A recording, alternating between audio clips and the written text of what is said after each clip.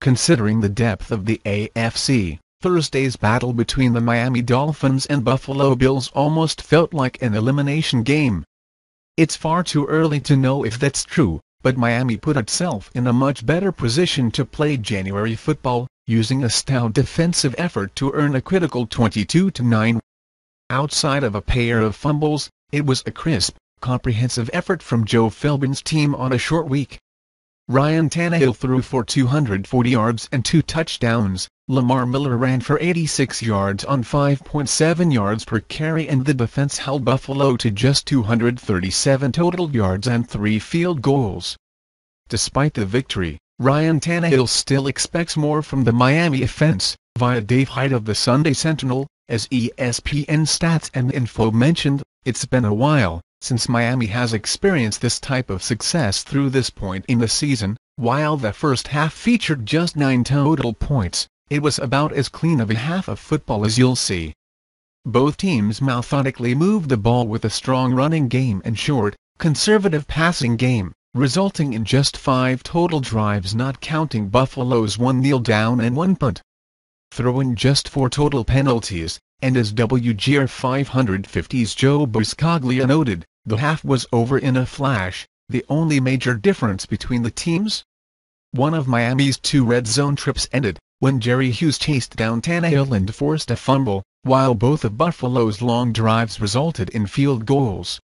The crucial play was the latest in what has been a rejuvenating season for Hughes, who struggled to make an impact in Indianapolis.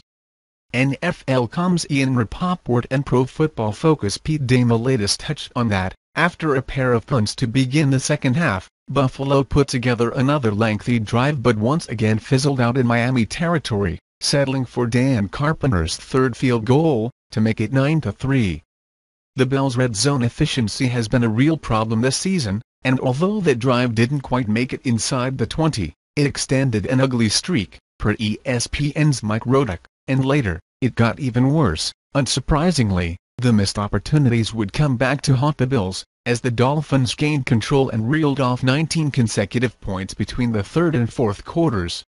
Sandwiched between Tannehill touchdown throws to Brandon Gibson and Jarvis Landry was the most controversial play of the game. Kyle Orton was flagged for intentional grounding in his own end zone, resulting in a safety. Orton, under immediate pressure, lobbed one in the direction of Sammy Watkins, who had broken his route in the opposite direction of the ball.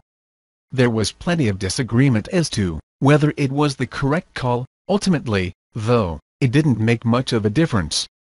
The Bills got the ball back when Landry fumbled the ensuing kick, but a poor series resulting in a missed field goal turned it right over to the Dolphins.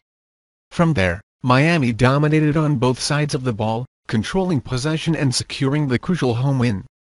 NFL.com's Jeff Darlington found an appropriate comparison for this Dolphins squad, while catching the New England Patriots or Teddy KGB. Using Darlington's analogy, in the East may still prove too difficult, the Dolphins remain right in the thick of the wild card picture at 6-4. If this red-hot defense, which has allowed 11.2 points per game over its last 5, can find a way to slow down Peyton Manning and the Denver Broncos in Week 12, it will be clear Miami is a real contender. As for the 5-5 Bills, they aren't yet eliminated, but it's beginning to look like the league's longest current playoff drought is going to be extended by 1 more year.